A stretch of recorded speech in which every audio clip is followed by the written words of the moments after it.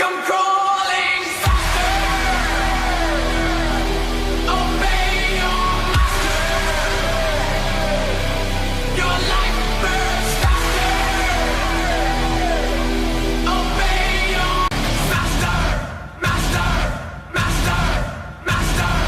Master of weapons of pulling the strings. Twisting your mind and smashing your dreams.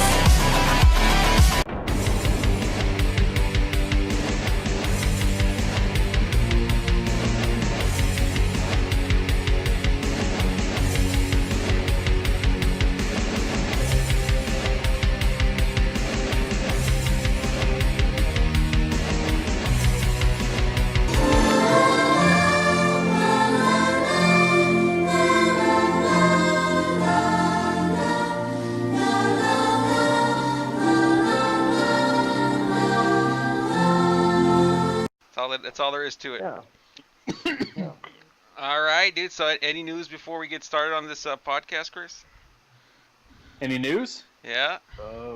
No, just No. Just Well, we find. Hey, that- well, actually, yes. We have a date for our show, March 29th, Friday night at Tonic. You did it on Friday night man. just because I work on Friday, right? You did it on No, purpose.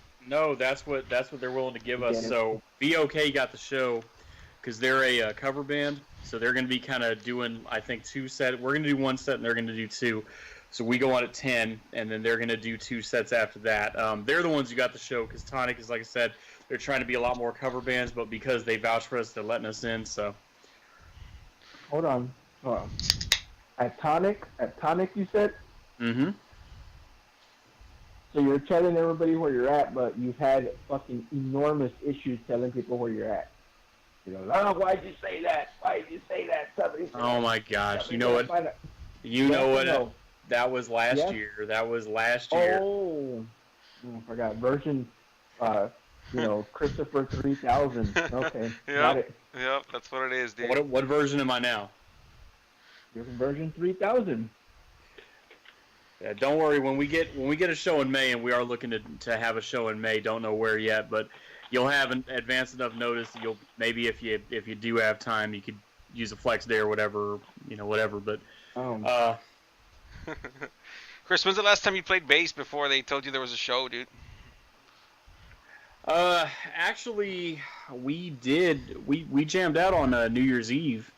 And then after that, we wanted to get back in the swing of things, so we did a couple practices in January, like literally 2 practices in January, and then we did 1 in February. And then once we started really like negotiating to the nuts and bolts of the show, we hadn't gotten any answers yet, but we knew it was coming, so we started getting together every week in March except one when there was a family emergency with one of our members.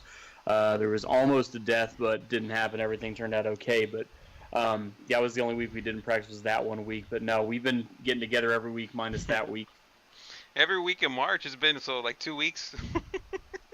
The very first week, and then last week, and then we're getting to get together again Thursday and Friday this week. So. I like how you oversell everything. You're like, we've been going out every week. The last whatever the paycheck was when you were taking out your lady friend, and it was like week 3 or 4. You're like, we've been going out every week this year. Mm-hmm. Every day for the past 2 days. Yeah, every day for the overselling it.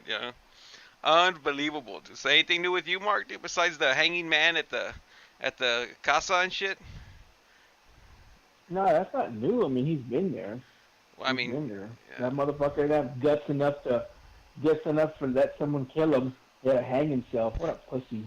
Yeah, that's what I'm saying. Chris is gonna call his what is he, a preacher? Father Charles, yeah. Charles. I don't care if it's fucking 2 a.m. He's getting his ass out of bed. Well, all you can do What is if Father- bust. What's that? What if Father Charles goes over there and then Father Charles just starts to get thrown around by like a rag doll by some Well, then we need to. entity? Well, then we need to go to the bishop to get extras. There only certain priests are certified in exorcisms. Like not every priest does exorcisms. So have you read, Joe? Have you read like interviews with priests who do exorcisms? Yeah, I've seen like fucking documentaries on shit like that. I figured you had, and I mean, you can tell, like, they have a coldness, a seriousness about them, right? Mm-hmm. Oh yeah, they're kind of So, no big deal, bunch of marks and shit. so I would be a good priest, is what you're saying, right? No, I mean in the sense of like they've been like hardened and affected by everything they've had to deal with in the evil supernatural realm. It like it eats at you. It solidifies you, but it also eats at you at the same time. It's kind of a coldness that you develop in some ways, but you're doing the work of God. I mean, that more than anything, those guys are doing the work of God, I tell you. I tell you Now, what.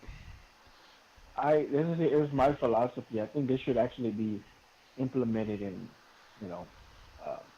religion across the board. No matter which God you pray to or claim as your God or whatever. If you can't perform an exorcism, you can't call yourself a father, a priest, shaman. What do the Amish people call them? Or Jewish people call them? Rabbis? Rabbi. There you go. You can't call yourself any of that unless you can perform an exorcism. I think that's the way it should go. It's never been that way. So Well, it should be. how many exorcisms are going on, dude? That's the thing. More than people realize. Promos? Have you heard Chris's promos, dude? You make a good point, dude. You make a damn good point, Chris.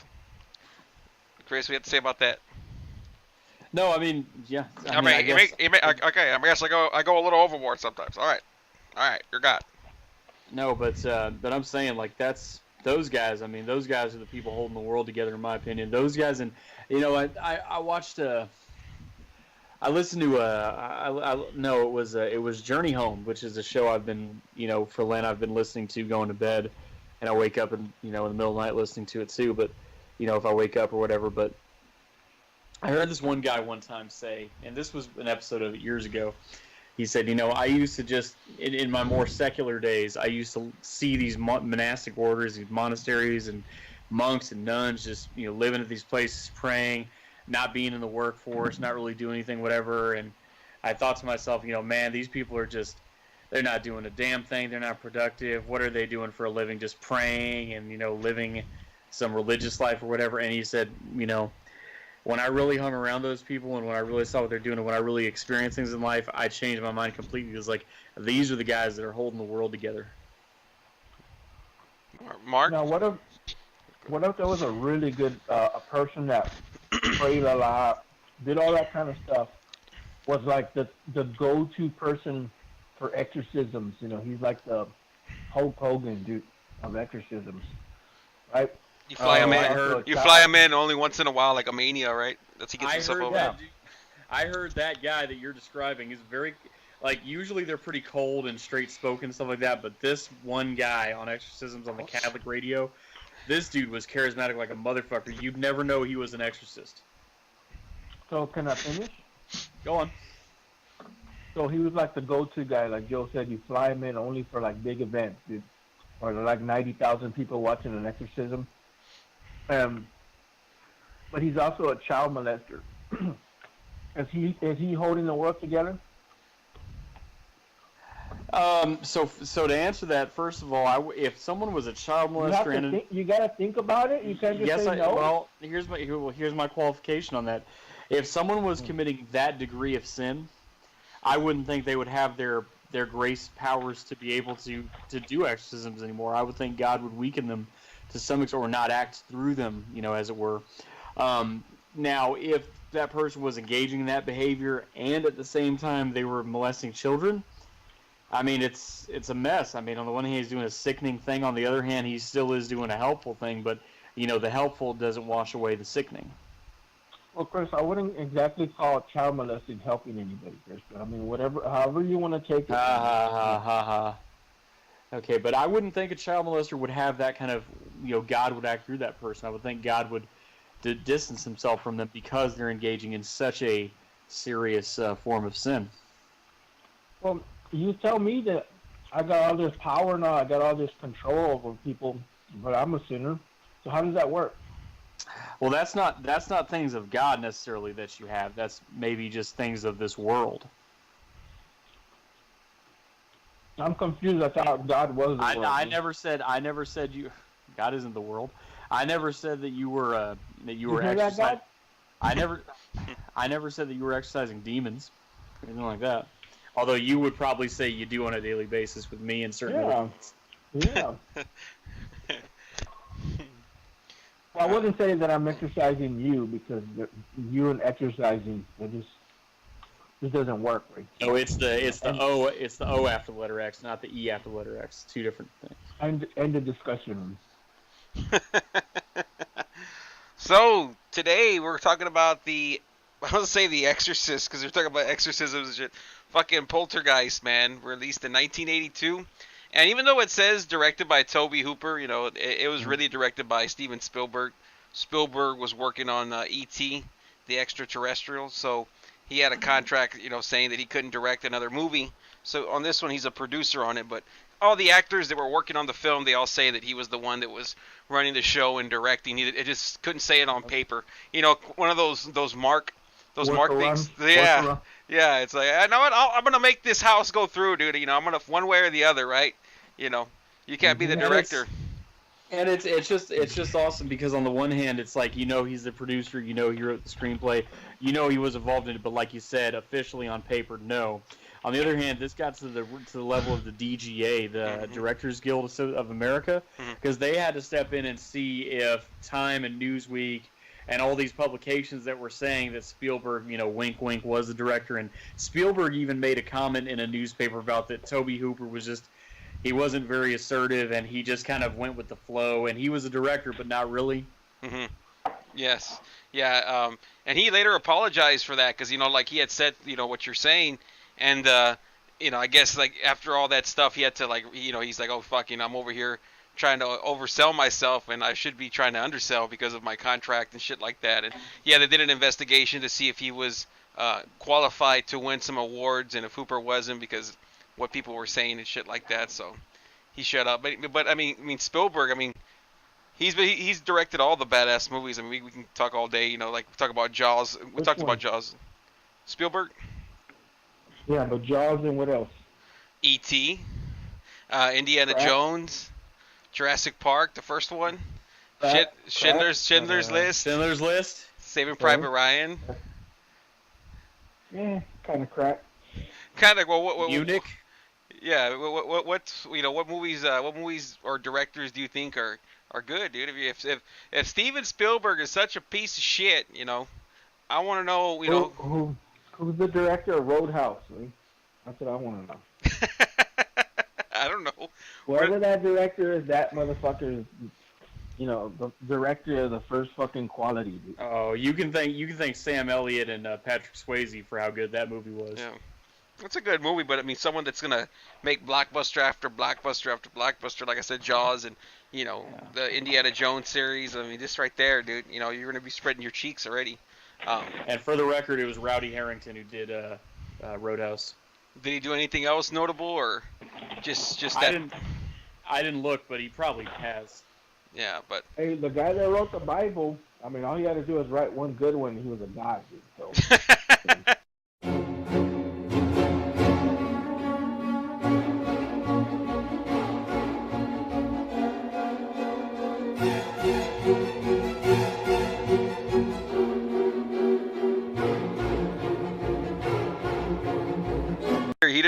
He had that 1 year or 2 years, and that was it. Like that run into WrestleMania 6, and that's all he needed. He's immortal. Yeah. He's immortal after that, dude. And that's it, right? After that, it was all pieces of shit in WCW when he went for a little bit, and after WWE, it was just that's it. I guess you make a good point, dude. Yeah. So I guess Chris is a piece of shit. Yeah. Duh. So, Chris, for the folks that don't know shit about Poltergeist, dude, why don't you give them a little summary about the film before we get into it, and go through some scenes and shit. Okay. So, summary of this film, if you want to go over it. Son of a bitch. The summary of this film, if you kind of want to go over it, the plot, what it is, the background, all that good stuff. So, here we are. It's the early 80s. You've got this well-to-do upper-middle-class family, Steve and Diane Freeling. They're living in, it says it was filmed in Simi Valley, and it very much looks like that. So let's just say the L.A. area. Mm-hmm. and it's the suburbs, and it's a new development, and he's a real estate developer guy, partner in the firm, all that. And they're just living in the, and they're reminds me of someone I know, and they're just living in this upper middle class, suburban life, and everyone's all happy and stuff, and life is on the weekends drinking beer and watching football, and everything's all ordering Domino's, or here it's Pizza Hut, dude. It's Pizza Hut here. They ain't that big of scumbags yet. Drinking beer and eating Domino's pizza, and watch football. But lo and behold, one night, and this is a guy who finds himself, reminds you of someone falling asleep in front of the TV quite frequently. And his youngest daughter, who might 4 years old maybe, and she has this affinity toward the TV. She has this kind of clairvoyance to her. This glazed look comes over her, and she seems to have an attraction for it. And she maybe hears things, maybe picks up on things that your naked eye wouldn't. Well, lo and behold, it builds into this dark energy coming over the house where you see where the kids are afraid, you see little things, but it doesn't give itself away. And then the girl, long story short, gets sucked in to this dark force. After the boy gets attacked by the tree turning into this giant monster tree that grabs him and attacks him. And you'd think if this kind of shit was happening, you'd think some neighbor would have eyewitnessed this, but apparently not. And then the plot becomes, when the girl disappears, where did she go?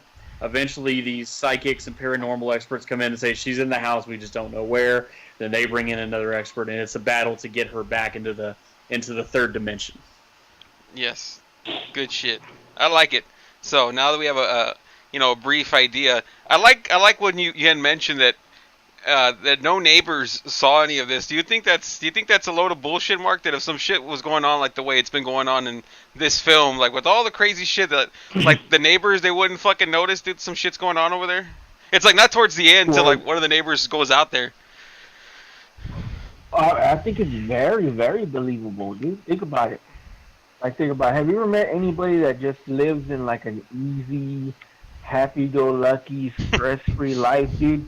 And they're just oblivious to everything around them, dude? Have you ever known anybody like that? Well, you know what, dude? I'm going to stop you right there because I know someone like that, but he put in a noise complaint for his neighbors, so he's not that completely oblivious, dude.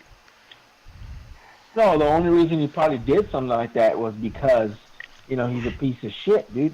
And he has different rules. He can turn the TV on and all that shit loud, but he don't care, dude. He don't care. As long as it interferes with him, dude, that's his only concern. I know, cue the who said anything about you, but no, I don't turn on my TV that loud, and I definitely don't do anything loud at all after 10 o'clock at night. That's number one. Number two, this neighbor was so loud above me that it set off the sensor on my little security system that tells me the front door is open. How in the fuck that happened? And the door was double deadbolted. Number two, it woke up my 73-year-old hard-of-hearing dad. So, there you go. Well, the thing is that maybe you should pay more than $7.99 for an alarm system, Chris. That was $8.99 was shipping on Amazon. I don't know what you're talking about. Actually, it was a lot more than. It was around $100 actually, but okay. But okay. What do you need? What do you need an alarm system for, anyways? Never you mind. Anyway, so by the way, we forgot to mention. Oh, God. Was this your first viewing of the film, Chris? My very first viewing of the film, by the way. And as everyone, if you've ever listened to any of these Master of the Universe horror film podcasts, as the great Joey Cage has mentioned many a time, I didn't grow up watching horror movies. I mean, in my elementary school years, let's call it, I wasn't allowed to. Later in middle school, it wasn't even a big deal, so I could if I wanted to, but I just didn't gravitate toward it. Even in high school, I didn't. Even in college, it just never was the thing I went to. But this has been a kind of nice, eye-opening experience. Some of them are better than others. I don't know that horror would ever be my go-to, but some of it's pretty cool, and it's nice to learn about other things other than just what you know about. So that's always a cool thing. But as far as critical reception, we forgot to mention Gene Siskel, Mr. Positive Attitude, Happy-Go-Lucky himself, gave this movie 1.5 stars. What a piece of shit, dude. Of course, it would have been 6.25 had they been in Japan. For for me, it's strange, man. I grew up, and the first Poltergeist I saw was Poltergeist 2. I mentioned it on the last podcast. If you haven't heard it, check it out. The Evil Dead. We get over. My brother's a special guest on that one. He'll be here for some films that he's interested in doing. But yeah, I had saw Poltergeist 2 when I was pretty young. I'm like 10 or 11, somewhere around there, maybe a little bit younger. And that one scared the shit out of me. I know a lot of people say like, well, the first one's the best, and part 2's horrible, and 3's horrible. Like, I enjoy them all. Like I really do. And well, the second one, it really freaked me the fuck out because of the old man. And like I said, I was young, and I saw the third one after that. So I saw those two way before I got to part 1. And part 1, the one we're seeing today, I didn't see this till about 2 or 3 years ago. I had just told my brother, hey, can you get this video for me? And and he's like, yeah, I'll see what I can do, dude. And I checked it out, and it was a little strange for me because I thought like the villain, I guess, and or the entity, Henry Kane, in the second one would be in here, but he's not. So that's my first time checking it out. I would rent them at video stores back in the day. But Mark, Joey Cage, before you get to Marky Dangerously or Joey Cage, I want to tell you, for those of you listening to this podcast at home, if you got Netflix, this is on Netflix. That's actually how I watched it last night and today, so check it out. Yeah, we're trying to do more of the stuff that's on Netflix, so it's easier for people, even though they're pieces of shit, and they saw it 20 years ago, they're not gonna watch it again. But it's there if they they want to check it out. So we're trying to do more stuff that's on Netflix, easy, accessible. But Mark, what's your history with Poltergeist, dude? Now I ain't talking about Chris. Oh, with Poltergeist, this Poltergeist, dude. Is that what you're talking about? Yeah, dude, not Chris. Yeah, that's the thing. Oh, okay. Dude, I probably first saw it. It had to be, man. I was at no more than 10 years old. When did this movie come out, dude? 82. 82, man. I had to been. I'm like picturing it in my head, dude. Like me and my brother freaking out outside. we were watching the movie, and for some reason we got distracted. Went outside. It was almost dark. I'll never forget the day, dude. We went down the street to my friend's house to get something or get him to come over or whatever, and we walked up to the house and it was already dark, and the TV was on in the living room, and so it was like one of those big old TVs, fucking council motherfuckers, dude. Yeah. And it would light up the whole room. So from the screen, we just saw all these lights flashing and all this shit. Mm-hmm. And my brother walks up to the door and he starts freaking out, and I just like started backing off like Chris if he saw an old bandmate. and then we both, he freaked me out, so I started freaking out, and we didn't want to go in the fucking house, dude. We refused to go in the house. What? Because the TV? Yeah, we refused. Yeah, because we saw the light. The part where all the lights are flashing and all that shit. Yeah. I guess that was the part that was going on.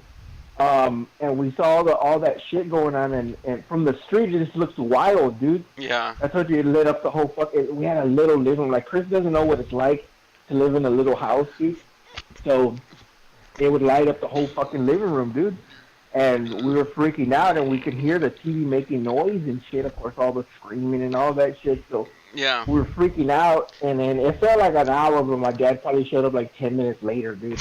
And he's like, "What are y'all doing out here?" And I'm like, "Well, we're not going in the house." He goes, "Why?"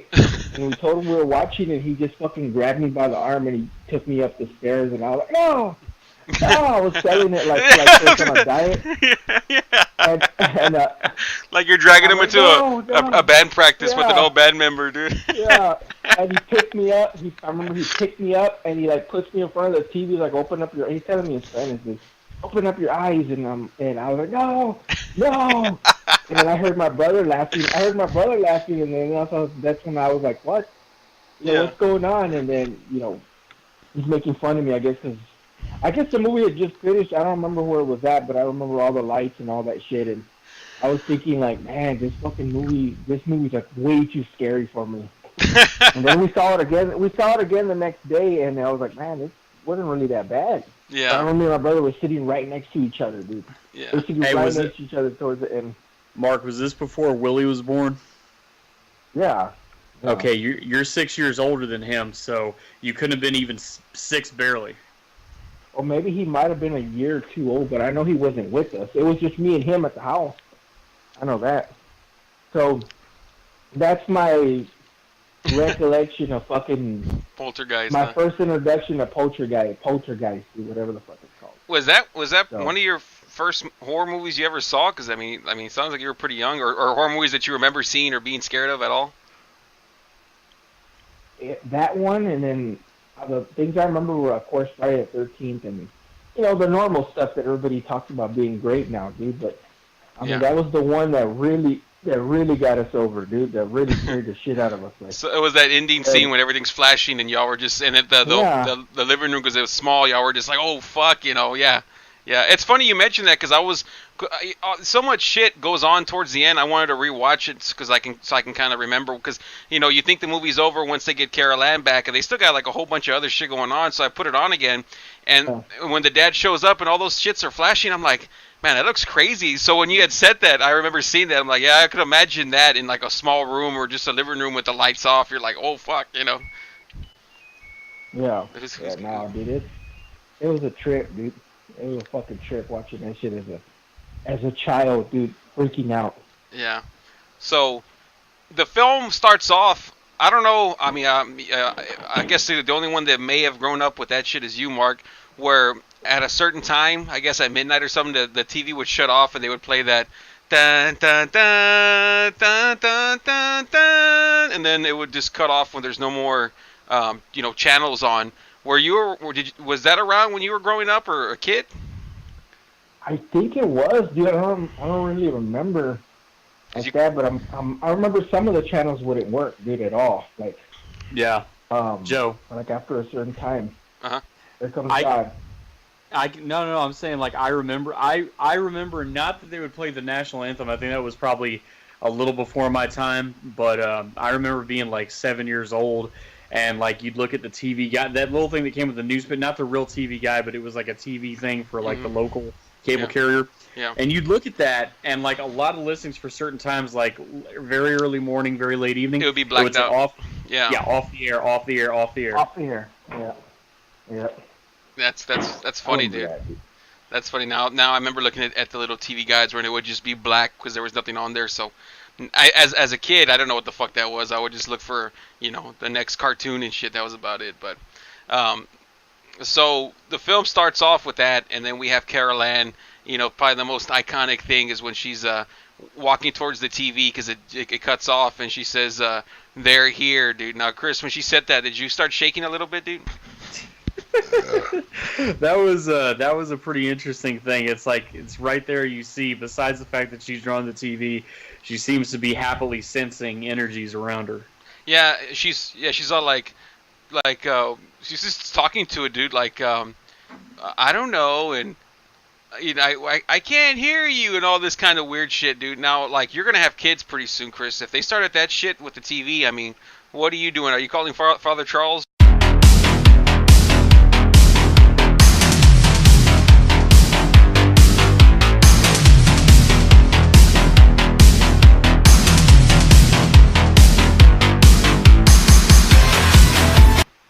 Well, I figured as long as they're not in Chris's fucking way interrupting him, that's his only concern, dude. If they get sucked into the TV, oh well. They're on their own. They're on their own for food, dude. Yeah, they're still paying rent, dude. The TV's in the house. They're still gonna get paid. They're still gonna have to pay the flat fee. Can you imagine? Like, the only way they could communicate with the kids was to leave the TV on. Chris would be like, "I am not paying that bill. I am not paying that light bill. I'm not. If she can stay in there as long as she wants, but I'm not turning it on unless I'm watching my shows." Right, Chris? You're a fucking demon, dude.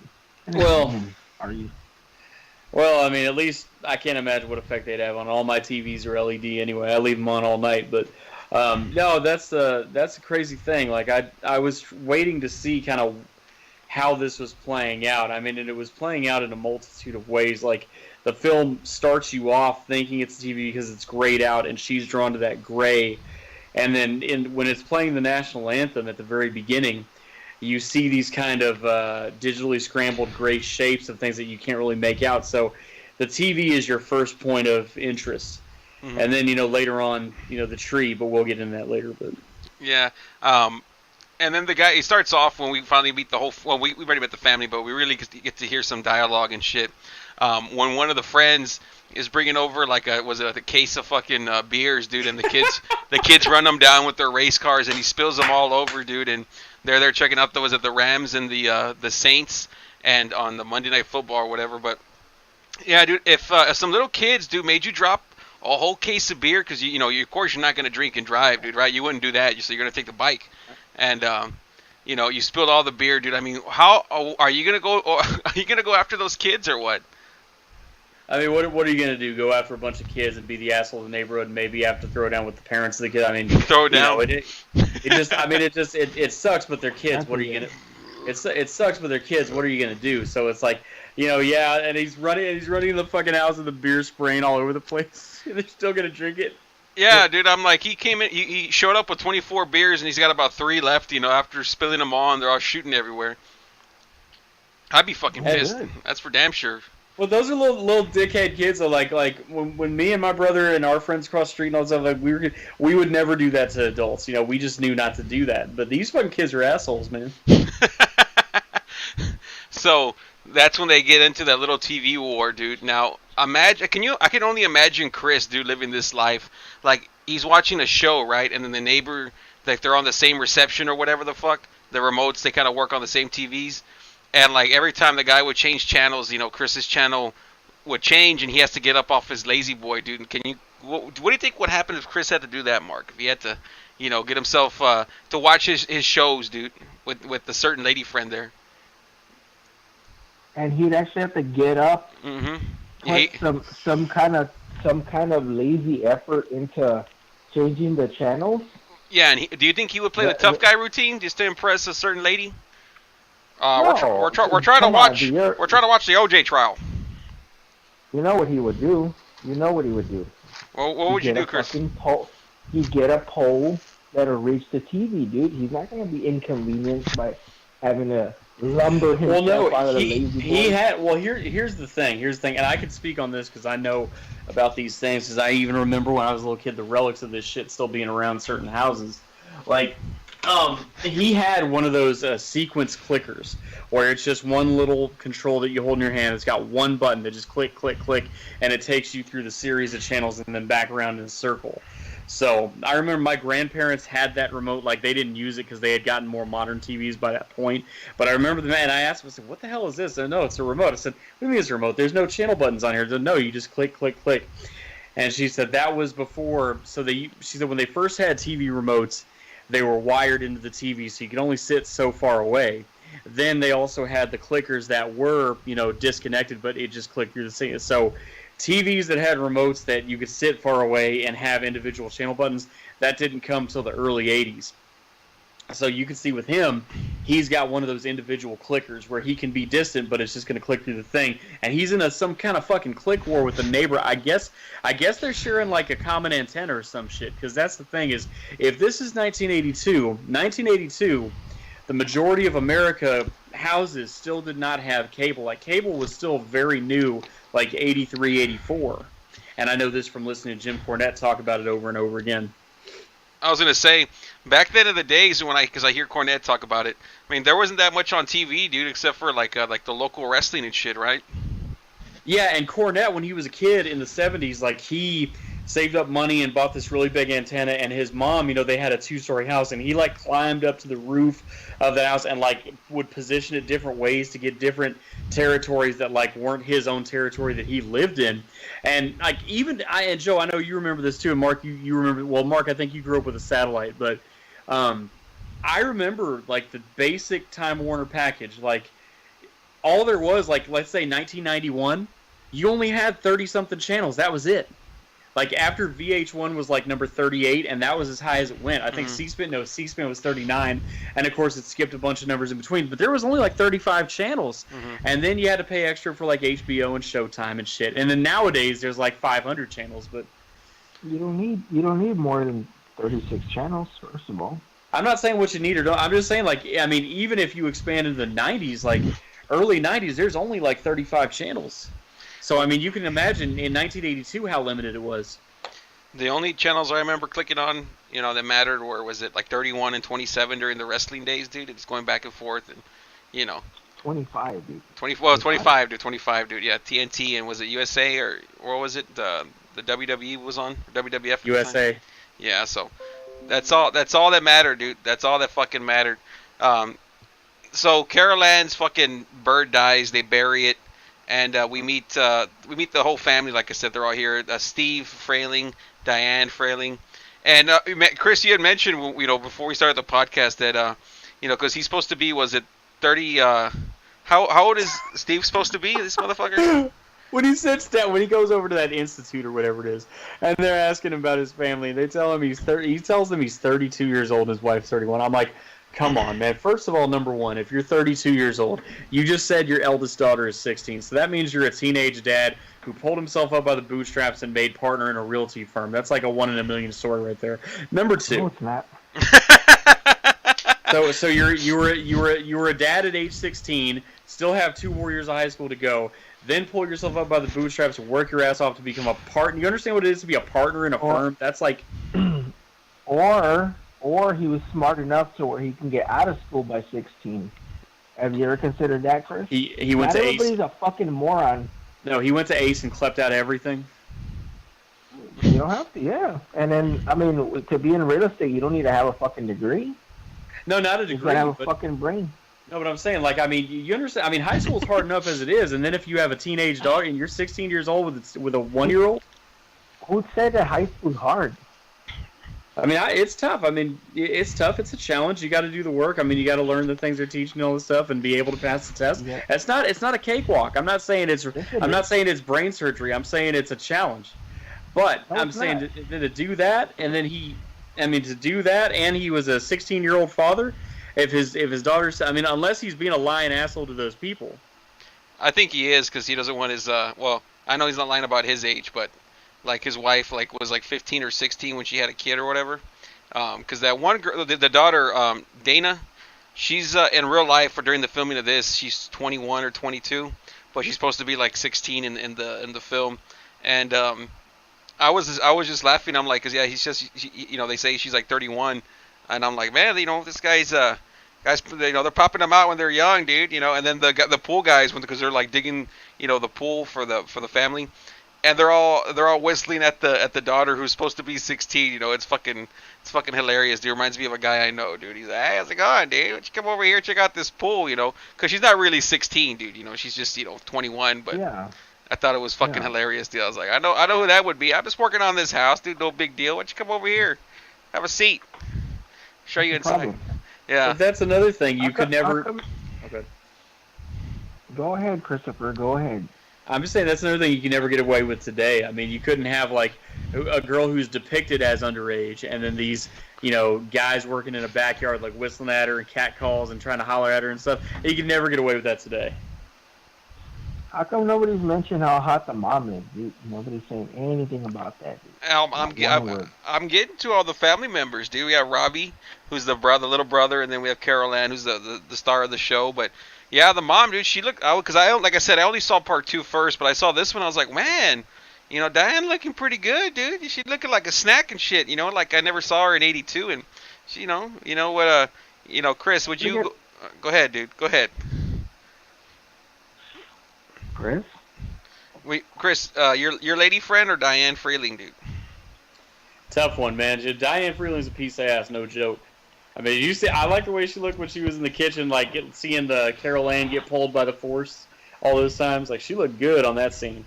But it's just amazing, how different of a world this is, 1982. First of all, there's no, age 21 for drinking nationally. There's no minimum tobacco age. There's no the predatory sexual laws where these 20-something, 30-something guys can be hollering at a 16-year-old girl. It's just such a different world versus 36 years later, Yeah. Yeah, times change and shit. So when they're all going to bed that same night or whatever, and we start seeing the shit that the family's afraid of before the pool scene, and Robbie's afraid of that clown, and then the thunder and the tree. He starts climbing the tree and all kinds of shit, and he covers that clown, dude. And would you have a big ass clown in your room like that, Chris? Fuck no. Fuck no. When do you have that thing in the same house as me?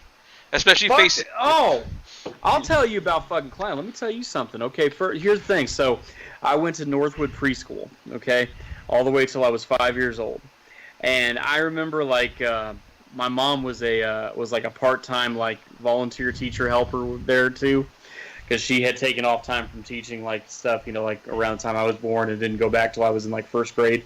Anyway.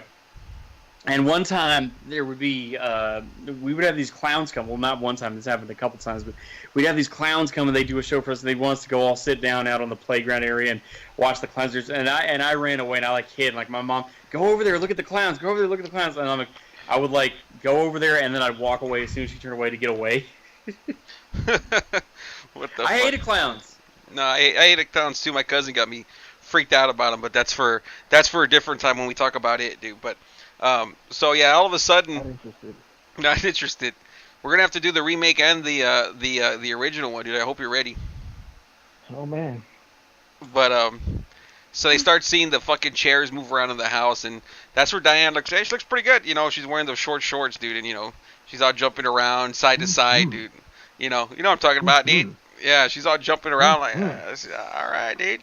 And they go to the neighbors, and they're like, hey, have you noticed anything, you know, strange? And, of course, it's Chris opening the door. He's eating with his little fat son, dude. And they're just there fucking eating the whole time, dude. And, like, you know, before that night, Carol Ann starts fucking with the TV, or the TV starts fucking with her. And all the crazy shit starts happening. The tree the next night attacks Robbie, and basically, they're just the spirits, you know, because that's what we find out they are. Is just like these spirits that are trying to get Carol Ann to take them to the light. They're basically distracting the family so they can take Carol Ann there, dude. So, Chris, if a tree starts attacking your house, dude, and taking your son, I mean, are you going to be fighting for your life for your son, or you're just like, you're on your own for, you know, living, dude? Fuck. I mean, yeah. I mean, I'd like to think that, you know, if it's not for my own well-being or my own ego, it's to protect my family and everything. You know, yeah, go for it all the way. Do what you got to do, and God's going to reward you because you live the model of self-sacrifice for, you know, your children, your wife, whatever. But honestly, man, you know that's fucking frightening, dude. I mean, a fucking big ass tree like that turns into this monster and like reaches with a hand into the window and grabs your son. I mean, fuck, I still couldn't fathom in my mind. Like, I know in the scene they do get away from it, but it's just like I didn't see how they even fought that thing. What if it's not the tree, dude? It's like an ex-band member reaching for your son, like grabbing him through a window, dude. Okay. Oh, let me go hide in the house.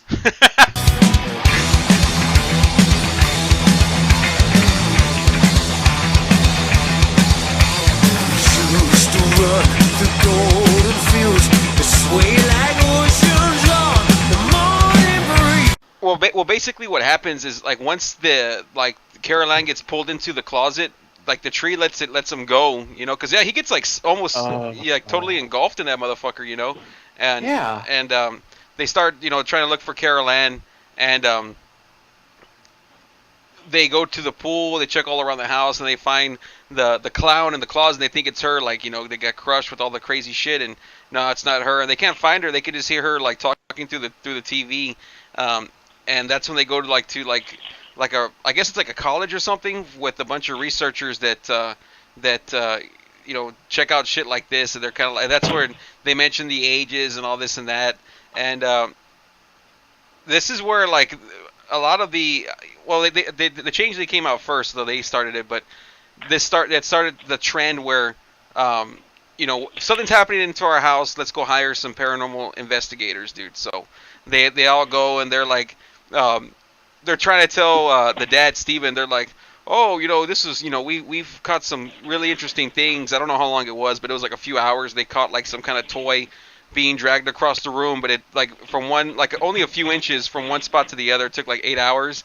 And then Steven's like, just like, okay, yeah, whatever. And he opens the door, and like all hell's breaking loose into Carol Ann's room, with like the lamp being, you know, taken apart, and like a fucking record playing and just floating and all that shit. Were you surprised when they showed that like over the top kind of fucking room? Mark? Talking to me or Christopher J? Whoever's not fucking making noise, I guess, dude. Oh, Chris? Go ahead. Okay. Okay. Well, I thought the room was fucking badass because I didn't realize, and it took me, getting deep into it to see this. But like when they show Robbie in his bed and he's got the fucking Darth Vader thing behind him on the shelf behind him and the Star Wars poster and shit, like I didn't realize he was sharing the same room as Carol Ann. But it's a badass room, and I mean that's the kind of room you can give your kids, if you're doing well, and you just I don't want to spoil them and stuff like that. Oh yeah, they have a fuck ton of Star Wars shit in this one. They have the giraffe from Toys R Us in the background too. I'm like, man, now they just closed all the Toys R Us's. It's kind of funny seeing that now. Like a lot of people won't ever fucking know what that shit is. But one thing that bothers me about this house is the fucking stairs. Like, how annoying, or I don't know about y'all, but I would just hate to walk upstairs like that, and just like in the middle of the house, and the curves, and I feel like I would get drunk and just fall and kill myself a few times during the week, dude. What about you, Chris? That was the first thing I noticed about the house. Like when they show the inside of it, and you see the stairs, and like ordinarily, these kind of like 80s and 90s TV shows and movies, and it's these, upper middle class, big, 2,500, 3,000 square foot houses. They're all 2-story, and they just got these kind of run of the mill, staircases on them and all that stuff. But this one had this kind of wavy, not winding, but wavy, kind of side to side as you're going up, and I thought that was really interesting, and that caught my eye. And what also caught my eye too was you don't even have to read the background on the story to know where this takes place in, because you could tell by the Spanish tiling of a lot of the houses they showed at the beginning. You could tell it's got to be, a southwestern state. That's number 2. And then the outside of the house, it's got that German kind of Netherlands kind of outer look, where it's the white wall with the brown kind of support beam look, but not really. Yeah. So, the house. I mean, it's Simi Valley. That's where it's filmed, and I could tell that because I remember watching a couple movies that took place in Simi Valley, and the terrain of it very much looks that. But I mean, it's just that was when Simi Valley was really starting to come up, was the early '80s, and people wanted to be away from the hustle and bustle of LA and get a piece of their land. Yeah, I enjoy once because they start doing the paranormal stuff, and one thing I like about this film that not a lot of films do or horror movies do, but the dialogue from everyone is really, really good. Like when Steven's talking to his wife, even when Carol Ann's just kind of bullshitting, and Robbie's talking, and the sister says stuff, and the paranormal people are talking to him about, their experiences and what's going on. Like, isn't like the dialogue and the talking, like the conversation here, it's good. Like, when you see some movies, you're just like, you're completely like out of it because like the talking is just stupid. Like they're not really saying anything interesting. It's not believable. But in this film, I just think that everyone that's in there, like they're interesting to listen to. You know what I mean? I agree. I agree. The dialogue is done very well, and it's the movie it unfolds well. It tells a good story, and the dialogue is believable. Like it's not you're not sitting there watching it saying to yourself, who the fuck talks like that? Yes, exactly. That's what I'm saying. And so they're doing their research stuff. They got cameras all around, looking everywhere. And one of the guys, he's like, "Oh, I'm hungry," so he goes and gets a steak out of the fridge and just throws it on the counter, and he's eating a piece of chicken and all this. And then like the meat, like all of a sudden, like just guts or whatever start flying out of it. And that motherfucker, and this is the first time I'd ever seen it. This was like 3 years ago, so it kind of like caught me by surprise. And even now, I was like, whoa, what the fuck? Like he goes to the mirror, dude, and he starts ripping off his face. Did you remember seeing that as a kid, Mark? Yeah. Or? Oh yeah, dude, that fucking scene where he's like freaking out and shit, and Yeah. he's hallucinating or whatever the fuck is going on. Yeah, dude, that's creepy, dude. Just imagine being fucking 6 or 7 and seeing a motherfucker pulling his flesh off, dude, and you're shaking, dude. You're shaking. I like I said, I'm 31. I just saw that like 2 years ago, 29. I saw that and I was like disturbed. I was like, fuck, you know what I mean? Like what the fuck? Because he's like really getting in there, dude. It shows like the bone and all kinds of shit, dude. I'm like, oh, that motherfucker there, dude. Yeah. It's like, oh man, have you ever had one of those dreams like that? Rip off your face? Where you're just damaging yourself, dude. Not that bad, dude. Not that bad. Dude. I haven't been on that kind of drug yet, dude. Fuck. I know some people, they do some weird shit like that. They get all fucked up and they You know, those zombie motherfuckers that take kind of crazy shit. And Stay up for 2 or 3 days. yeah, they start fucking freaking the fuck out. But it's cool. One of the camera scenes, they see all this light coming down the stairwell, and they end up sending Robbie and the sister like out of there to be with their friends. So they're gone for a little bit, you know, and then till towards the end. And I laughed, dude, when the real estate, the head guy, whatever his name is, Mr. Teague, I think his name is. He comes out, from Return of the Living Dead too, and he's always like really over. And you know, because they're like worried that Steven hasn't been showing up to work, and he's like, hey, you know, I'm gonna lose my best salesman and this and that, dude. So, do you ever get phone calls like that, Mark? Hey, you're my best salesman, dude. You're the one that gets it over. You know, let me go take you out for dinner or something, dude. You know, they get worried. Oh no, dude, because I work no matter what, dude. I don't find an excuse to take a day off. Oh, it's the holidays. Oh, it's the weekend. Oh, my dad's coming in town. I don't do that kind of shit, dude. I work, so no, they don't worry about me, dude. They don't worry about it. They know I'm gonna get shit done, dude. That's all there is to it, dude. That's all there is to it. So that's when. Hey, Mark. Go ahead, dude. I was gonna say, Mr. Teague is who's actor James Karen. You know, he died on Mark, our birthday, my 36th, your 38, just a few months ago. He died that day. Mm-hmm. Yeah, I had heard about You're him happy. dying. Yeah, I You're heard about happy him about dying. He comes out in Wall Street, the first Wall Street too, dude. Oh, he does. Oh. Yeah, he's a badass actor. Yeah. Him and the dude from Freddy 2, the dad, Mr. Walsh. They come out in the same movie, dude, Return of the Living Dead. And, like, the movie's crap, right? It's just like, it's just like over-the-top zombie shit.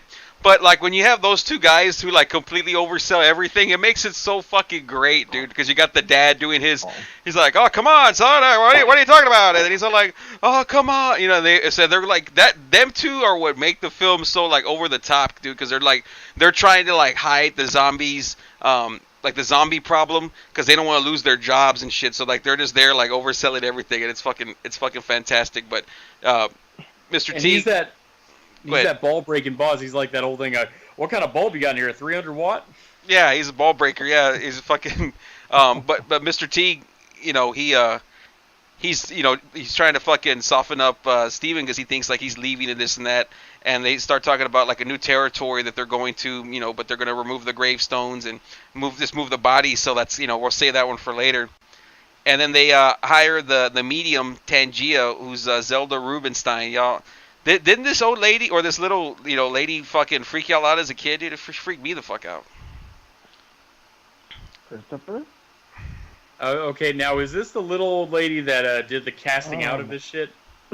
Yeah. No, the other little old lady. I'm saying like, okay, so, well, no, that's the thing. I didn't know the character name. Like, I just was watching. I was listening to her, and she was getting on my nerves at some points because, like, when she first came in and they first introduced her, and she walks in and says things, I didn't know who she was. I thought it was a little girl dressed up as an old woman, and like, because you hear her talk, and she sounds like a little girl, but it's just because she's a smaller person and everything, so she doesn't have that. Yeah, doesn't have that.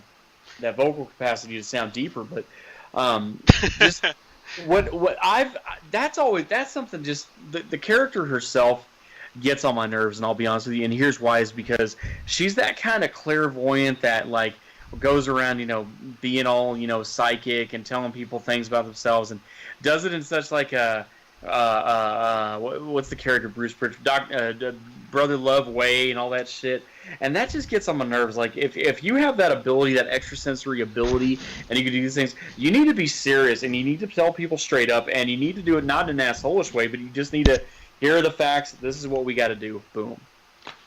Well, she's not too sure. What you're saying? Go ahead, dude. So, Chris, what you're saying is that little, fat women annoy you. That's what you're saying, right? Just want to make sure I'm understanding that correctly. No, I mean, hello. If they sound like that and talk like and try to be like a psychic, dead communicating version of Brother Love, yeah, that gets on my nerves. That character got on my nerves. Now, what if she was okay? Now, what if she was sounded serious? She was actually kind of quiet though, and she said, "Hey, I'm gonna show up. I'm gonna show up to cast out the demons on this day." And then she just decided, you know what? I'm not gonna show up. I'll do it another day. We'll do it another week, dude. Would you be okay with her? Not when there's demons involved and you're setting expectations. Also, when you set expectations and then she cancels or reschedules, then you're having dinner or watching a couple TV shows versus casting out demons are two very different things in terms of priority level. Now, I will tell you another thing about this character that pissed another thing about this character that pissed me the fuck off was she was the one who told Diane, tell your daughter do not go to the light, but then she starts telling her go to the light, and even Craig Nelson, I think of him from the guy from Coach. Timing. He's all timing, Chris. He's all, you said don't go to the light. Mm-hmm. Yeah, no. It's timing, Chris. Timing. How many times have you exercised a demon, Chris? Just out of curiosity. About 78. All on himself, dude. All on himself in the mirror, dude. Yep. Explain it to Chris, dude. How come Zelda Rubinstein or Tangia is telling him, don't go to the light, and then go to the light, and then get step away from the light? Why is she playing mind games, dude? Why is she doing that? Because it's like when you're banging a chick, right? Mm-hmm. It's like when I'm banging a chick and she's fucking. You don't tell her to start fucking riding you like crazy right away, because then you'll squirt, dude. Yeah. It's not the right time, dude. You gotta tell her to finesse herself onto you, dude. Work you and all that shit. It's all about timing. You know what I'm talking about, right, Chris? You can't be one speed, dude, right? It's like wrestling, dude. You can't be one speed. You can't be one speed, because then it'll be over too quickly. It's not going to be as good. But if you guys are working together and you're getting the most out of it, it's going to make for a good session, Yeah, you sell a little bit. She sells a little bit for you. You sell a little bit for her, and everyone gets over, dude. It can't be that. It can't be that honky tonk warrior match that Chris has every weekend. You know what I mean?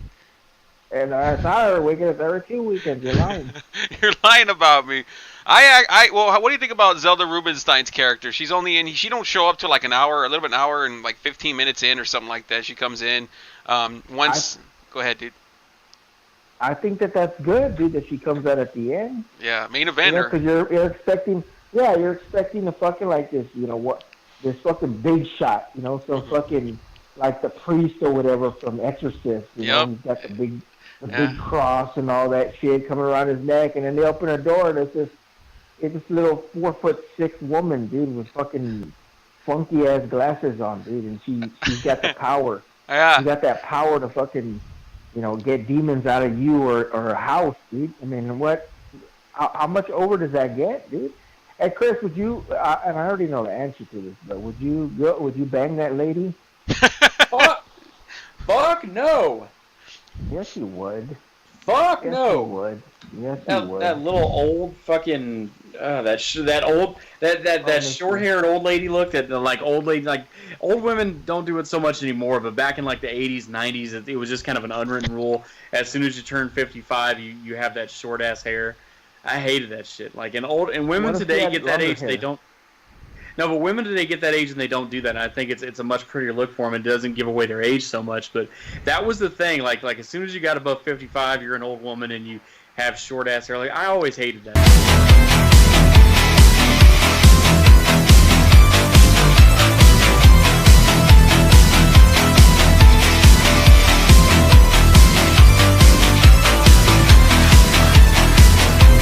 And the teachers in fucking like elementary and middle school always did that. And I'm just like, man, it's like you're old. You're not doing yourself any favors by now cutting your hair. It's like that. I'm not saying you got to have hair down to your ass, but fuck, close to your shoulders at least. Yeah. So, yeah, Zelda in this one, 43, 53, 63, 73. Yeah, so she was about 48, dude. She was about 48 when she came out in this. So, only about 10 years older than a lady friend than dude. So, I mean, is that lady friend... She looks about 20. Yeah, is your lady friend going to look that good when she's 48, dude? I look that good. Oh my gosh, yeah. That woman absolutely got on my nerves, and like I'm glad she was able to get the demons out and all that shit, but fuck, man, she got on my last nerve. I thought she was awesome, dude. Like she's that like that blanket the family needed to kind of get them through everything and to make everyone feel better. Like Mark said, like she went in there and you knew that she was gonna handle business. You know what I mean? Like when Mark's workers are just fucking around, but then he shows up and they're like, they start working for real, right? They can't do that working work. They have to actually work. Yeah. So, she shows up and And she doesn't. And like you were saying, like, well, how come she doesn't get right to business? Well, because she's never done anything like this before either. And they even mentioned that, like, they were talking to Diane. She's like, oh, well, I'll go into the into that portal or whatever, because they're using the rope, and they practice first with the baseballs to see if it comes through the other side, which is from the closet to the living room. And she's like, well, I'll go. And she's like, well, I'll go because, you're, Carolina will listen. She's like, well, you've never done this before. And she's like, neither have you. And she's like, you're right. Yeah, go ahead. It's all you, Daddy. It's all you. I did pop for that one. We said, well, neither of you. And she goes, good point. I popped for that. I also popped for when they dropped that tennis ball in there and Ryan's getting all excited about it. Yeah, I pop, dude, for when they finally get Carol Ann out of there and they come out looking like they were in the Ghostbusters 2 slime, and Tangia like starts fixing her hair for the camera. She goes, "This house is clean," or some shit like that. All right, dude. Now that got over with me. I'll admit that when she says this house is clean, that got over with me. But just the initial it's not even. I mean, yeah, she played the role she needed to play, and she was there for the family and all that stuff. But the stylistics initially, it just like that whole, hi, I'm so-and-so, and I'm feeling good, and I'm all happy, and I took too much Prozac today, and spirits do this, and we all love each other. It's like, fuck, man, why do you have to be like that? Is that Mr. Hanky from South Park? Or? Kind of. Chris, it sounds like you're saying that you despise that fake happy style when people introduce themselves to each other. Yeah. Like, hey, how's it going? Oh, good. I'm Christopher J. Hey, it's great. There's nothing wrong with that, but that fake, like, over the top. There's nothing wrong with that. But that over the top Prozac bullshit is ridiculous, and I get annoyed at that when I get calls from people like that. And like it's like someone from another department, they're introducing, hi, this so-and-so, I've got Chrissy, and it's like, well, shut the fuck up, man. but then you get upset. You get upset when people are calling you in their dick. So, I mean, I don't understand. Why can't people just be mildly cordial? Like, hey, Chris, how's it going? Hey, so how's it going? Like that. Mildly cordial. Mildly cordial. That's how you do it. So either way, you want phoniness. That's what you're saying. Yeah. Yep, I think that's what it is, dude. How do you think? You want people to be completely phony, right? Chris, how would you explain Mark's personality to someone that's never met him? Say, hey, I got my buddy Mark. This is what to expect. What would you say? Oh, I used to do that all the time, and I tell him it's just like, he's a chill, laid back motherfucker, but at the same time, like, he's not gonna be all high fiving with you. He's not gonna be giving you. He's not gonna be giving you like props for stuff or whatever. He'll make a funny remark or whatever, and that's what I would tell people. He's not gonna be high fiving you. Have you ever just met somebody, Mark, for the first time and just started high fiving and chest bumping? Dude, never met him before. Why would anybody with any kind of fucking sense, any kind of sense or any kind of morals do that with somebody they've never met, dude? Right. They're just phoniness. Phoniness right off the bat, dude. I wouldn't trust them at all. I wouldn't trust them at all. Oh, fuck yeah. I know, dude. That's that Ray Clay gimmick, dude. How's it going, dude? I do Ray Clay, dude. Let's be best friends, dude. Mm-hmm. You're my best friend, and you already know that motherfucker's up to no good, dude. He's probably gonna rob you blind by the end of the night, dude. That's fucking hilarious. Yep. So, okay, Chris, so... Like he said, like, is that normal for someone? Like, you've never met them before and they're high-fiving and, dude, like... Well, that doesn't even apply to just, the first time you meet him. I'm just trying to tell you the personality type. Like, Mark's never the kind of person who's going to be, oh, high-five, hey, what's up, dude? Like, when you go see him or whatever, that kind of thing. Or, like, give you props for something outwardly or anything like that. Just, unless he's really, really, like, genuinely surprisingly impressed at something. Or, and he's going to make a funny remark here and there and you're not expecting it. It just kind of comes out of nowhere in a way like you wouldn't have thought to say it, but it's funny as fuck. And that's what I would always just tell people. And me? How would you explain someone to me, Chris? As someone who or me just to someone, wants, yeah. Explain you to someone. I would tell them you're someone who just can have a good conversation. That's not over the top, like, hey, how's it going, and that kind of thing, but just be nice, be friendly, have a good conversation with them when you first meet them, that kind of thing. Maybe have a beer, maybe watch a sport or whatever. Talk about topics. Now you make me sound like I'm a boring piece of shit, dude. What? Whatever. Chris is saying that. Right? He makes it say, all right, well, you know, he's not gonna be jumping side to side when he sees you, you know, like some shit like that. What the fuck? That's what we did when we first met, dude. We just talked. We laughed about all kinds of stuff, dude. And you even laughed at how I fucking handled calls because you sat like 10 feet behind me, or whatever the fuck. Mm-hmm. Yeah, I was spying. Like, gonna give you props. Yeah, and Mark. You used to laugh at me till like I'd ask people, and what is your name? And then I hit the mute button. It doesn't matter what.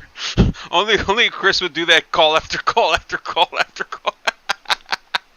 Piece of shit. So Mark, okay, so you're introducing people, you know, your buddies, and for whatever reason they haven't heard about Chris yet, right? And you're trying to explain their personality to Chris's personality to them, like, hey, you're gonna meet this guy Chris. I've already talked about 100 times about, you know, to you, but you know, let's just pretend that didn't happen. And they're meeting Chris. You know, how would you, you know, explain him to them? You mean what do I tell people on a weekly basis, dude? Exactly. About Chris? Yeah. How do I describe him? Yeah. Yep. Is that what you're asking me? Is exactly what I'm saying. Yep. Oh, first thing I tell him, so look, this dude that I know, I guarantee you've never met anybody, and I say that to everybody. I guarantee you never met anybody like him. Never met anybody like him, and you will never forget. Just have one conversation with him, you'll never forget. You'll always ask about him. You'll run into me, you'll always ask, and it's true, dude. Yeah. True. Yep. You get him over, right? You get him over. Yeah, he's the most interesting person on the planet, is what I say, dude. It is incredible, dude. How many times do you think Chris has gotten me laid, dude? That's what I want to. That's what I want you to tell me, dude. Oh, dude. I mean, more fingers than you know, more times than you have fingers, dude. That's for damn sure, right? More than Chris can eat chicken nuggets in one sitting, dude. I'll tell you that right now, dude. Chris, how many chicken? Right now. How many chicken nuggets do you think you could? Okay, Chris, let's say you fasted for 24 hours for like you know, $100 or whatever. So you actually did fast. You didn't cheat yourself. And how many chicken nuggets could you eat after that, dude? Speaking of chicken nuggets. Oh, I mean, if I really had, if I wanted to, like doing it for a competition or doing what I wanted to do. Mm-hmm. God, I could do a 50 piece by myself, no problem. I think you could do more than that, dude. What if we added a loaf of bread there for you? No, that would fuck me up, dude. But no. Like we just loaded a loaf of bread full of nuggets, and you can put all the gimmicks you want in there. I'm sure you can eat like 75, dude. I'm sure you can crack close to 100, dude. I'm pretty sure. I could eat a 50-piece, no problem, dude. You know, you and can? just eating with my normal food. Really? You know, it's not like I got to fast. I could do one and play like if I had breakfast, another meal, and then it was like third or fourth meal. Yeah, I can have the chicken. I could eat that motherfucker. So I know you can do more than 50, no problem. Okay. 100 then, I guess. I think you could. I think you could, dude. I really do. Oh, I know he could. I So, believe in you, Chris. Yeah, see, Chris, you always say that you know he doesn't believe in you and all this and that, and you know. He doesn't give you props. He doesn't give you props. Oh, Chris, man, if you ate 100, man, Chris, I'd pat you on the back, no problem, dude. And you know he'd be there like, I was laughing when you were doing that the other day, dude. You're like explaining Chris, you know, when he drinks and he gets all fucked. How do you do it, Chris? 19 piece of chicken, blue moon. No. You think your lady friend's impressed? You think your lady friend's? When you're like kind of stuck, and you're in your chair like, I don't know, man. You're a little drunk, a little drunk, a lot of full, and you're tired, and you're going in and out of consciousness, dude. Yeah. He's barely holding on. He's like, you have to exercise the demon out of him, dude. He needs a nap and shit, you know. I can tell you. So I can tell you. I want to say it was October the 7th, I guess. Yeah, maybe October. No, or it might have been October 13th. It's a Sunday. Let's see here. My birthday was a Tuesday. 16th, the 14th, October 14th. And what the fuck you doing here, man? I got church 4 hours. Fucked up, man. Yeah, piece of shit. So let me kneel down to you. You say that every week, dude. What are you talking about? You did that. That's your normal. Yeah, it's on October. That's your normal. That's how you talk. On October 14th, you imitated me like that. So so once they get Carol Ann out, everyone thinks it's over, right? Everyone takes off, and it's just the mom, Diane, Carol Ann, and Robbie, and the sister still ain't home yet, dude. The sister's playing one of those mind games, the Dana. And I don't know about y'all. I don't know about y'all motherfuckers, but like the mom is like doing her own thing, and she has the door closed, and the kids are by themselves. After like a fucking taking a shower. Yeah, she's taking a shower. Taking a shower, dude. Get Yeah, yourself over, dude. Yeah, but the thing is, dude, like if I had kids, dude, and like they had like that experience to where they got sucked into the fucking TV and the kid got pulled through the window with the tree, I would be like, okay, y'all are sitting right here while I take a fucking shower. You're not gonna be alone in the fucking other room. You know what I mean? Because I just wouldn't trust the fucking house. And of course, she's there laying down, and then I didn't even know because I watched Scary Movie 2 before I saw Poltergeist, like I told y'all. And like the mom starts getting like dragged across the room and like getting like dry humped or whatever the fuck's going on there. But before all that, that's when Robbie's like laying down, and he's trying to throw the fucking blanket on the clown. And again, the famous scene where the clown's missing from the fucking chair, and he looks underneath the bed, and then when he pulls back up, from the looking underneath view, the clown like wraps his fucking arm around him and drags him. And were you expecting? Like I said, Chris, you've never seen this before. Like so when that happened, were you like, oh shit? Were you like a little surprised and shit? I was, part of me was waiting for it because it's like when I saw like here we are, they've already got the with the perceived resolution, and she's oh this house is clean, and they kind of go back to it's sunny outside and they're playing in the house and all that stuff. Then you see that there's still like 15 minutes left in the movie, and you're like, oh boy, what's gonna happen now? This is way too much time for it to just keep going this peacefully. Yeah. And you see the mom's getting in the bathtub, so you're like, what? You're saying to yourself, what might happen? Yeah. Lo and behold, the fucking clown, and lo and behold, the mom getting thrown around, climbing the walls and the ceiling and shit. She's getting herself over, dude. She's looking really good. She's looking really good, dude. Yep. Oh, I forgot to mention when she comes back from that dimension, whatever. She has like a gray streak, dude. That's her Nightmare on Elm Street ripped this thing off, They have the gray streak in her hair. But do you remember seeing that as a kid, Mark, with the clown, or no? That just kind of slipped by you. That clown. That thing never really like stuck in my mind, dude. That fucking clown, dude. But that fucker's huge. What, dude? Huh? That motherfucker's huge too, though. He's like as big as a lady friend I know, dude. Fuck. Right? Height-wise, Yep. But the thing that slipped right past y'all is, people with gray streaks in their hair, dude. Over like a motherfucker, dude. I tell you that. Yeah. I'm talking about in their 30s. Yeah. Well, I'm 31, dude. I'm 31, so it's pretty good. I got the pepper look, dude. I don't got that one, over ass like stripe, like to the right side, dude. Just angled and all that shit. How come Chris is Go ahead, dude. You know how many girls ask me if I dye that, dude, to do that shit? Yeah, cause like I purposely get it to curve so you see like the curve coming out of the end there. Yeah. So it looks now. Do you know how many women ask me about if I dye my hair? if it's a working gray. A streak, yeah. A working gray streak. No, now you know. See, now the folks at home know I'm not overselling it because before he even mentioned that, I did. I was saying how it has a curve like from the where your hair starts in the front and it kind of whips to the back. And yeah. I know Chris is extremely jealous.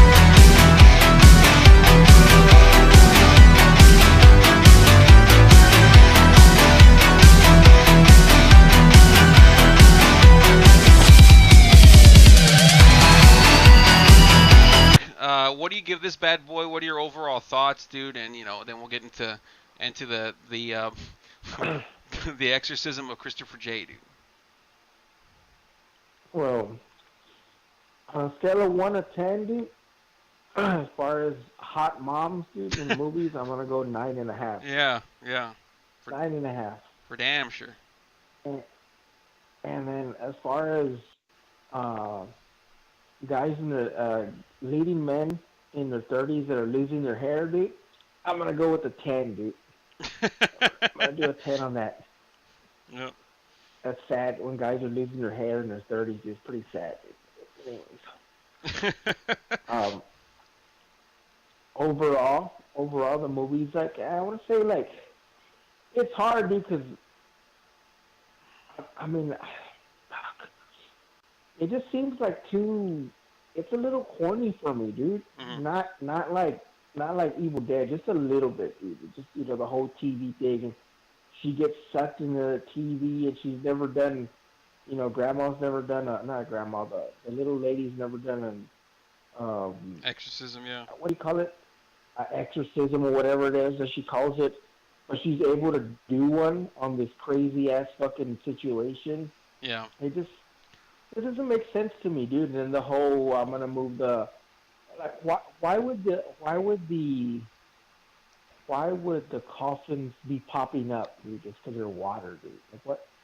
Like how far deep are those coffins buried? Cause that pool's about 10 feet deep, dude. Yeah. Like that just took me all out of that whole scene. Like, man, how deep are these motherfuckers? They didn't start pulling up till it started getting wet, dude. Like, Yeah. Come on, dude. That's enough.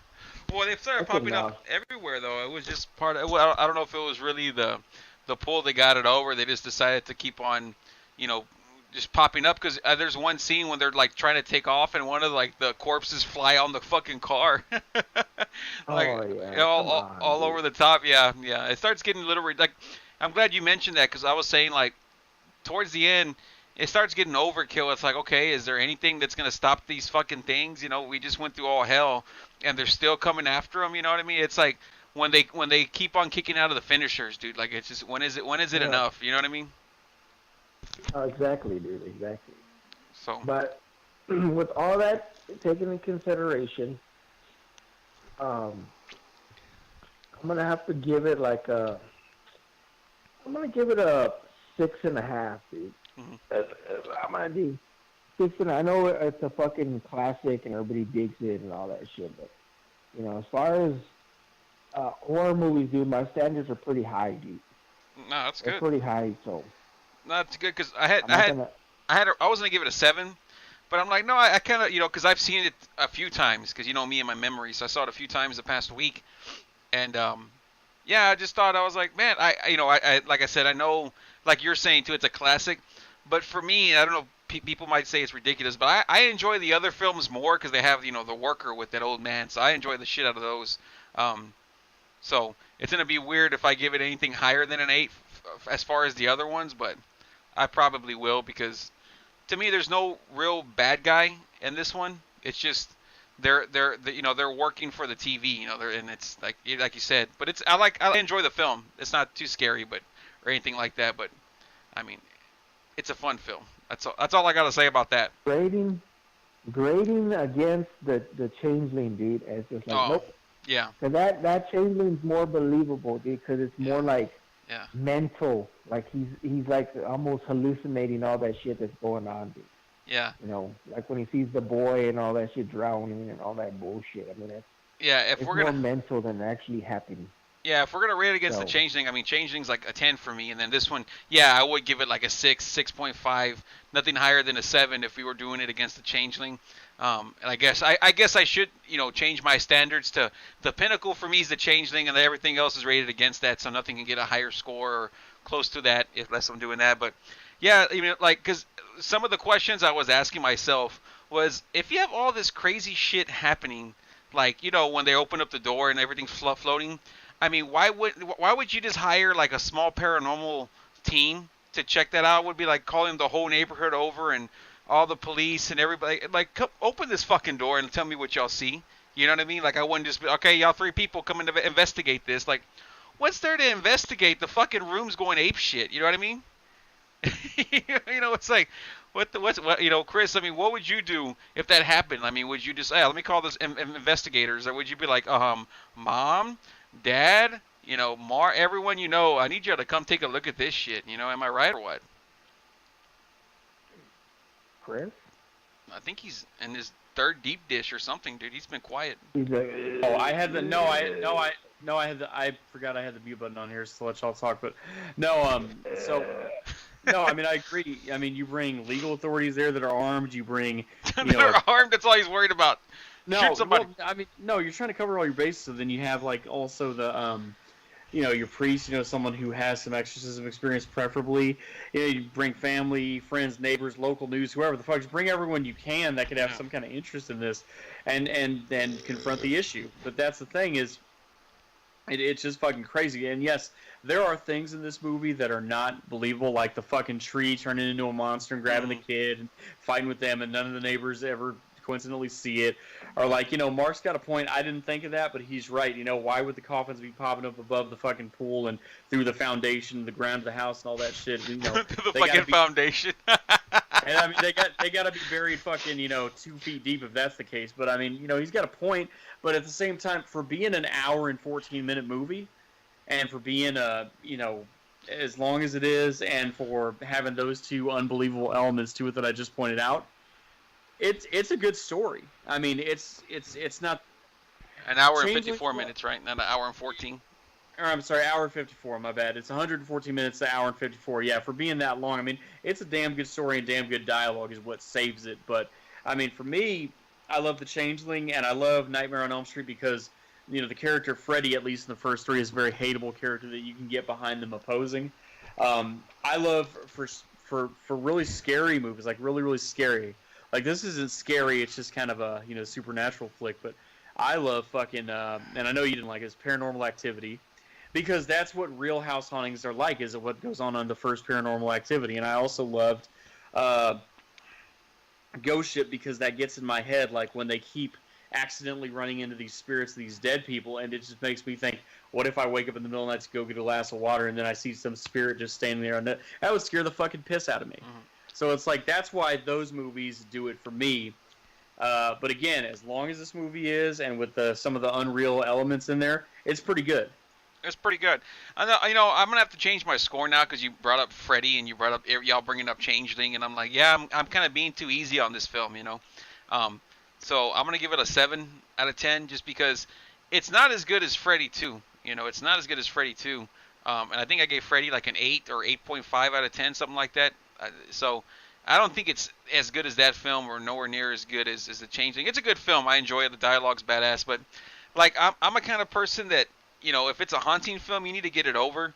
And here there's not one single thing that I can say like, oh yeah, that really fucking got over with me. The only scenes that I can say like, oh, that's freaked me out was when the guy's ripping off his face, and that's really it.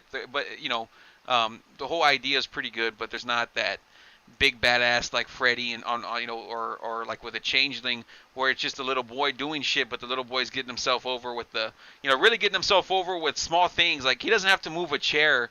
All he needs to do, and that's the big difference here. It's like so out there, like the chairs are moving and they're stacking on each other and they're all doing this and that. Well, the Changeling, all he does is hit the fucking one key on the piano, ding, and no one knows about it. Like, it's working for us, like for the audience, and like that works so much better than, hey, we all know there's some shit going on here and we're not afraid. We're like we're laughing about it at first.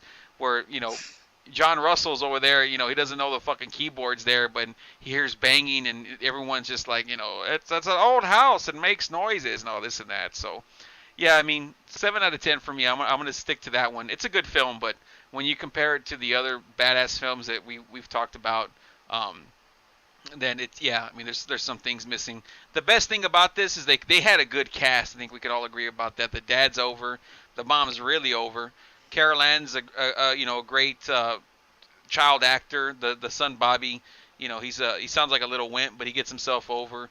The worst actor or the worst person in the film, or acting wise, is like the oldest daughter, I think. What do y'all think about that? You're talking about Dominique Dunn, and that's something I'm glad you brought that up, because she's storyline wise, she's minimally involved in this film. She's like Judy on Family Matters, remember? Yeah, well, I know like they wrote her up. Yeah. They wrote her off the show, and no one even and no one even noticed. But the thing with the eldest daughter, that's played by Dominique Dunn. Now she's was murdered literally 5 months after this movie came out, and her father was like this big prominent, entertainment publications journalist, lived in Beverly Hills, super rich, all this stuff, and. Yeah, he was. And when the OJ trial started, Judge Ito gave him a front row seat to the trial. like out of respect, because they wanted someone who had his kind of credentials of losing a daughter to a first-degree murder to witness this thing and make sure it was on the up and up. And of course, it wasn't. But oh well. Oh wow, I didn't know her father was someone like that. But yeah, her boyfriend was strangled her. I didn't know about that. So yeah, she wouldn't return for the sequel. And I don't remember them saying anything about her in the sequel. I mean, when we eventually get to Poltergeist 2, which will be fairly soon, we'll see. But yeah, they just, I don't think she's ever mentioned again. But yeah, she gets killed in real life, which sucks. And she was 22, Yeah.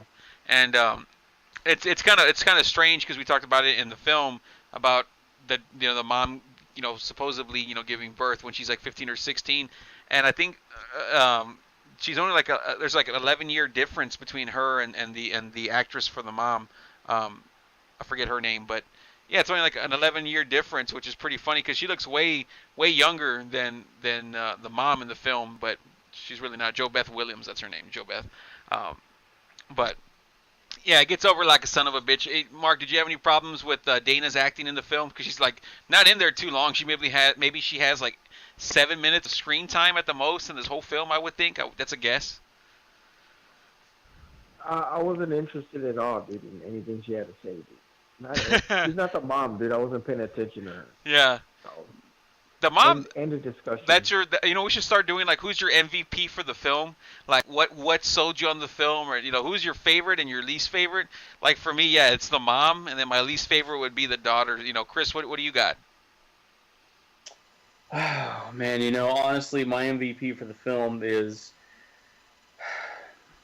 I mean, the mom's hot. Don't get me wrong. Absolutely, she's total MILF. But I mean, like. And the irony is I'm older than her, character was. But, I mean, I guess, honestly, for me, the MVP of the film is Craig Nelson. Because, I mean, for me, he's the protagonist. He's the main guy from whom the story's perspective is told. He's the guy that, you see why the house was built over the cemetery the way it was. And you see him, in the end, finally stand up to his boss and tell him he was a shithead for doing that, in a moment of panic. But that's the MVP for me. But that doesn't mean he's the only guy I like. I mean, I like Ryan. He's that cool black dude with intellect and everything, and who like smartens everybody up and stuff. I like him. We know why you like him, Chris. Exactly. I mean, Heather O'Rourke. I mean, yeah, I guess the character was good. It's just that the way the story went with her character is that she disappears from screen for so long, the meat of the movie. But I mean, this clairvoyant, blonde-haired little girl who's so innocent, yet she can pick up on these extra-natural things. Sway like oceans on the morning breeze. I would stand there looking up, live the stories that things used to be. Oh, you know what she did that I did like from her that I thought was cool was when Craig Nelson, when Coach said, I answered her with my mind, but she didn't pick up on it. And it says, oh, I picked up on it. I just don't answer a smart-ass. What was it she said? I don't answer trick questions. That's exactly what I was going to talk about right now. Yeah, no, that's great. Like I said, like when you jump on it, woo, that's what I said to her. But yeah, that's the thing. It's like she shows up and right away, like he's like playing mind games, with her. He's like, I did answer her. She's like, but she's like, I am speaking to the living, like, fucking, like it gets over. Like she's just, she's not going in there doing flips and shit. She's going in there just, doing a little bit of working, and she knows these motherfuckers are waiting to see a ladder match. But she's just okay. Let's start off in the ring before we pull out the ladder. You know what I mean? So.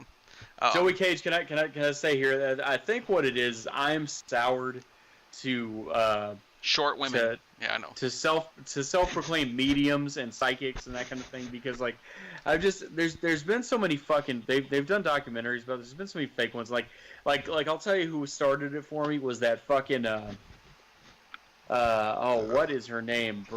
Sylvia Brown that Montel Williams used to have on. Mm-hmm. That total fucking fake. And she'd go on TV and, make people feel good. So, oh, yeah, some people are just enthralled with the protection of angels. And she was so wrong on so much fucking shit. And then, like, that Jonathan Edwards or whatever, and then the dude with the mustache, James Van something. And just there's so many of these fucking fake fucking psychics. And they talk to people all nice and shit. And they're just a bunch of cold readers who, Mark, as you said, they're good on the fly. And it's just like, I know there's real psychics out there. I know that. I believe that. But the ones that just put themselves the fuck out there are so fucking fake 9 times out of 10. Do you believe in psychics, Mark? I do. Mm-hmm. Do you think it's funny? I'm glad I had asked that question because Zelda Rubinstein was actually, she would say that she was a real clairvoyant or or a mind reader or whatever the fuck, and that's part of the reason why she got the role was because of all that. I do believe in it, but like Chris says, dude, there's a lot of piece of shits out there that just they oversell bullshit just to make some money, dude. They get gravy and they just start shaking because they want everyone else to feel sorry for them, dude. Same thing, dude.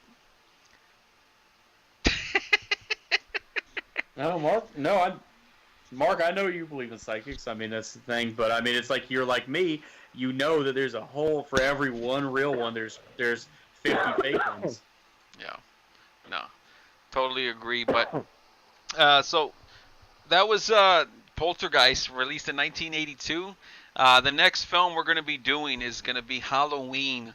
And yeah, Halloween with Michael Myers, dude. So the classic, the one that everyone talks about as being like the start of the slasher genre. I mean, well, the start was Psycho, but as far as the craze in the 80s, after that, which brought, Nightmare on Elm Street and Jason and all that other shit, Halloween started it all for, bullshitting purposes. So, Chris, before we end the segment, dude, are you excited for Halloween, dude, or what? Fuck yeah, I bought that one. I've been waiting to see it, so I'm glad we're getting on that shit, that ish, and I'm ready to watch it and ready to give my thoughts on it. I got a question for you, Joey Cage. What's up, dude? I have been told that, since we're all wrestling fans here and a lot of our listeners are wrestling fans too, I've been told that The Undertaker sitting up suddenly and Kane the same thing, that came from Halloween and Michael Myers doing that. Is that true? That The Undertaker got the... Oh, well, you know what? It's funny because I've never thought about it, but now that you say that I mean, I don't know if that's what The Undertaker got it from, but yeah, there's a scene in Halloween where Jamie Lee Curtis, I think she stabs him or something, and you see her and she's facing the camera and Michael's in the back, and he just rises up, dude, and you hear then you're gonna hear that the whole time you watch the film. But I mean, I don't know if it's true or not. I gotta do my research. But yeah, now that you mention it, I do remember a scene where he does sit up like that, dude, multiple times probably too, dude. But there's no bong, so it doesn't get over. So Mark, Halloween, dude, are you excited, dude? What do you remember about Halloween before we talk about it next week? I like it, dude, but it's not like I don't go out of my way, dude, to watch that like if it's Nightmare on Elm Street, dude. I don't know. It's funny. I agree. When I went back, because I bought that on Blu-ray because I'm like, it's been forever. I want to watch it, and I bought it last year or something before I knew what kind of a piece of shit the name Michael was. I bought that, and I was like, oh, I'm gonna check this shit out. What's the name Michael? I guess that's for another podcast, dude. And I had put it on, and I was like, fuck, this film's fucking boring, After because we talk about, we like engaging shit, we like over-ass characters, and he's one of those characters that they have a white mask. He just he doesn't run, he just walks, he just uses a knife most of the time on this film. And I wasn't super excited when I wasn't jumping side to side after I watched it, dude. So, and I don't like that name either. So it's probably gonna lose points for that too. So right away it's you don't gonna. Like it, you don't like it because he's got a competitive podcast over on the Creative Control Network, right?